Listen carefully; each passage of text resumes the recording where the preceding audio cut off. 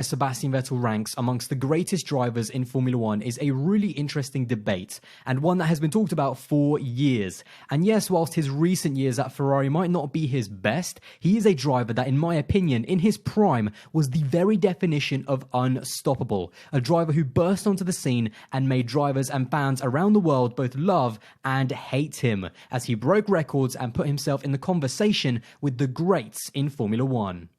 Hey guys, what's going on? My name is Aldas, and in this video I'm going to be talking about Sebastian Vettel and looking back and talking about just how good he was in his prime. Now, for the people that have just started watching Formula One, maybe in the past few years, they might see Sebastian Vettel and see that he's a four-time world champion, but not quite realize just how good of a driver he really was, especially in his prime, and that is what I'm going to be talking about in today's video. Now guys, don't forget, if you do want to support the channel, don't forget to drop a like, smash that subscribe button, and check out my social medias. Instagram and Twitter will be above. But guys, let's get into this one. Now, deciding where Sebastian Vettel's prime started, and more importantly, even if he's still in it, is even to this day still up for debate, especially after his 2019 season. However, let's go back all the way to 2006 and the beginning of his F1 story. Sebastian Vettel's name first came up in Formula One in 2006 when he was given the seat on a Friday practice at the Turkish Grand Prix for the BMW Sauber F1 team. Needless to say, it was a very interesting debut. On one hand, he actually set the quickest time in free practice 2 on his first time out, but on the other, he also set a record for the quickest penalty given to a driver on their debut, as he was caught speeding in the pit lane just 6 seconds into his Formula One debut. Ironically, this would almost summarize the career he would go on to have: an undeniable amount of speed and talent mixed with a long river of incidents and also some poor judgment as well. Before he got to Red Bull, he made his official race debut at the 2007 United States Grand Prix, where he stood in for Robert Kubica after his massive crash at the previous race in Canada. Yet again, the young German impressed, and on his debut Grand Prix finished in 8th, scoring the team a point in his maiden race. This impressed Red Bull enough to later in the season give him the final 8 races in their sister team Toro Rosso, before he would be later confirmed as a Toro Rosso driver for 2008, where he would make his proper full Formula One season debut. If his speed wasn't already obvious, 2008 would turn out to be his big breakout year, and a year where he would really kind of stake out his claim as the next rising star in Formula One. The start of the season didn't start off well, however, because Toro Rosso for the first 5 races was actually using their 2007 car from the previous season, which was very uncompetitive. However, after debuting their new car at the Monaco Grand Prix, Vettel immediately set to work, scoring his first point of the season and going on to be one of the best drivers in the midfield. In the remaining 13 races, he would only fail to score points on 4 occasions. And then to cap off an already brilliant debut season, he shocked the world of Formula One at the Italian Grand Prix by taking both pole position during a wet qualifying and then winning the 2008 Italian Grand Prix at Monza for Toro Rosso, breaking multiple Formula One world records in the process. Oh, and by the way, something really kind of funny about that whole situation is that it actually meant that Sebastian Vettel at the time gave the sister team their first win before the main Red Bull team. I actually think that is actually really hilarious and kind of borderline embarrassing for Red Bull, but nevertheless, a driver of Vettel's caliber wasn't going to be stuck in the midfield for much longer, as Red Bull announced that it would be their young German star who would partner Mark Webber for the 2009 season.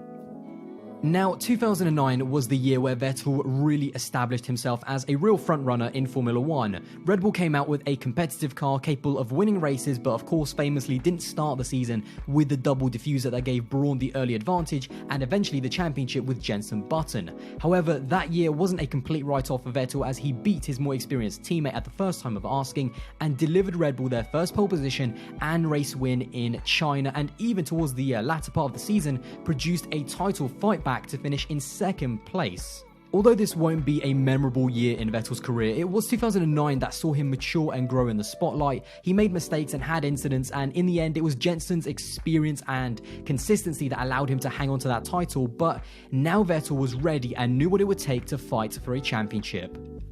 The turn of the decade saw the beginning of Vettel's real prime. Everything came together for Seb as he would go on to dominate the next 4 years, winning 4 consecutive drivers' titles and helping Red Bull win 4 consecutive constructors' titles as well.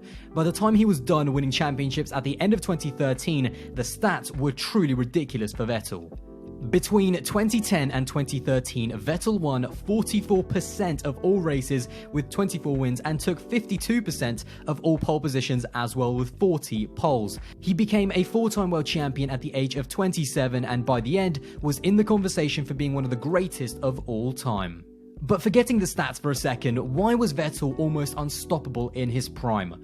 Well, firstly, let's just get the obvious thing out of the way that no one can ever stop talking about, and yes, like every single dominant driver that has come before or since, he had the best car on the grid for the majority of those championships. The entire Red Bull team was a great outfit, and with the genius of Adrian Newey at the helm of designing the car, the entire Red Bull Aero team actually as well absolutely nailed the aero regulations for that generation with some fantastic innovations like the blown diffuser and also the transition from Bridgestone tyres to Pirellis in 2011.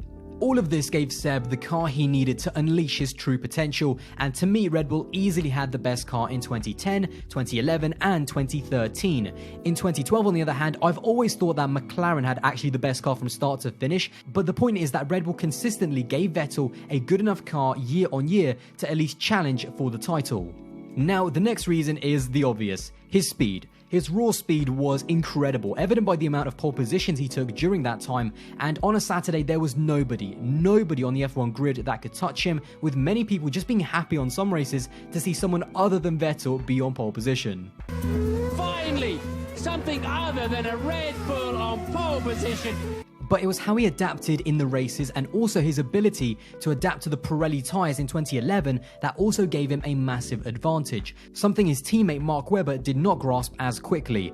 Vettel at certain points became so ridiculously and almost arrogantly quick, he would actually try to set as many fastest laps as possible during a race just for the fun of it, with his team always trying to control him and trying to slow him down to stop him from driving too fast. Okay, you have the fastest lap. Just bring it home now. Bring it home. They're trying to stop Vettel from trying to do a hot lap. Just so you know, Raikkonen pitted on the last lap. He's now on brand new tyres, and he's going to obliterate your lap. Unbelievable guy.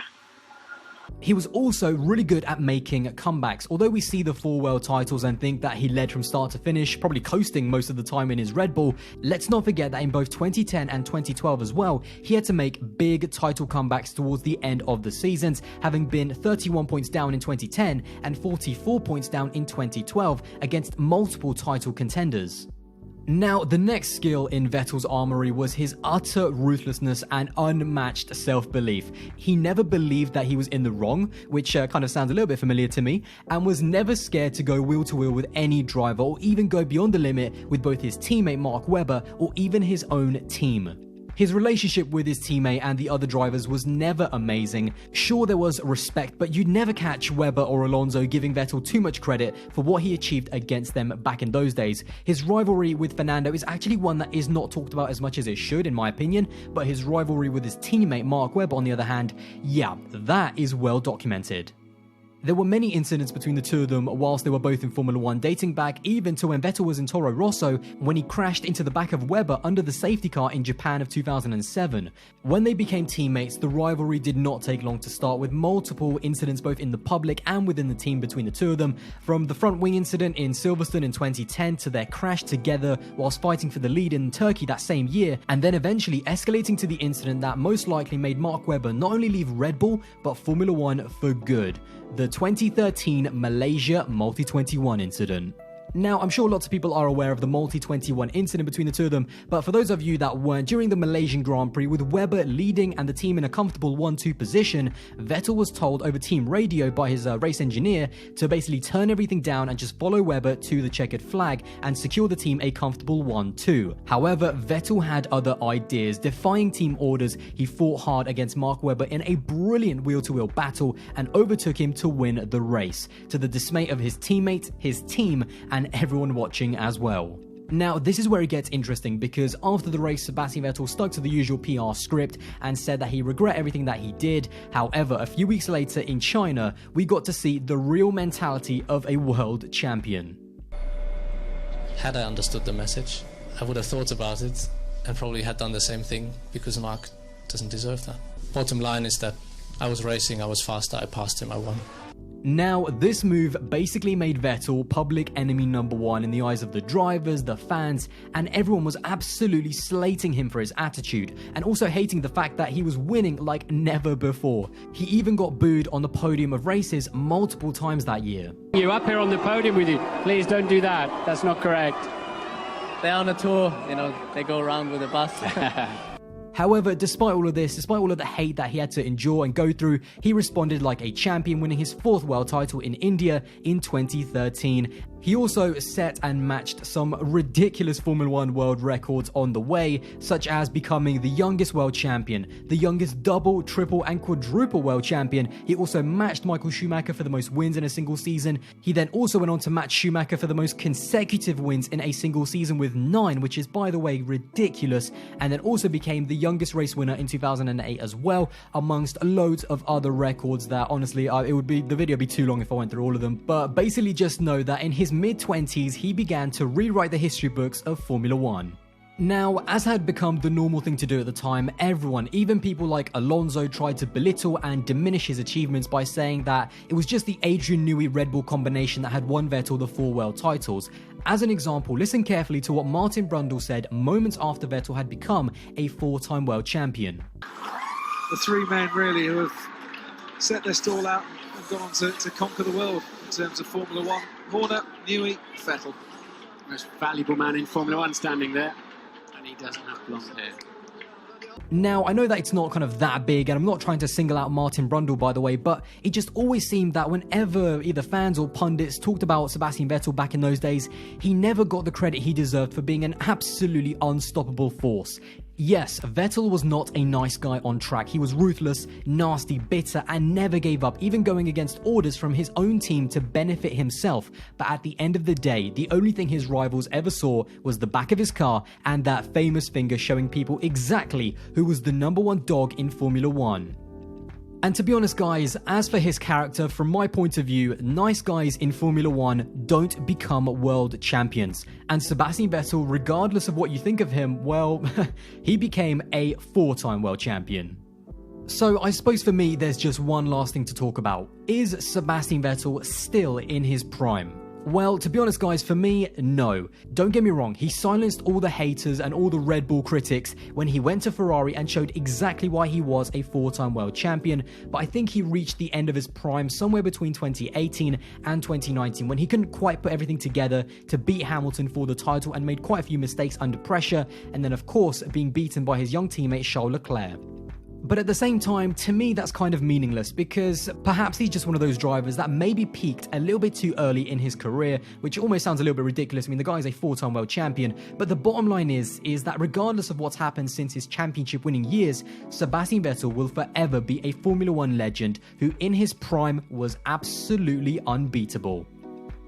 Well guys, there you go. That is my video on Sebastian Vettel, looking into how good he was in his prime. Now, Seb is one of my most favourite drivers on the grid. I absolutely love the guy. I grew up watching Sebastian Vettel, and he's such a kind of funny and cool character both in and out of the car as well. He's great with the media and great with the fans, and yes, certainly, as I said, one of my most favourite racing drivers of all time. Now, let me know in the comments below, guys, what you think of the video and Seb during this era of Formula 1. Anyway, I hope you did enjoy this video, and if you did, don't forget to drop a like, smash that subscribe button, and check out my social medias. Instagram and Twitter will be above. And guys, I'll see you in the next one. Bye, guys.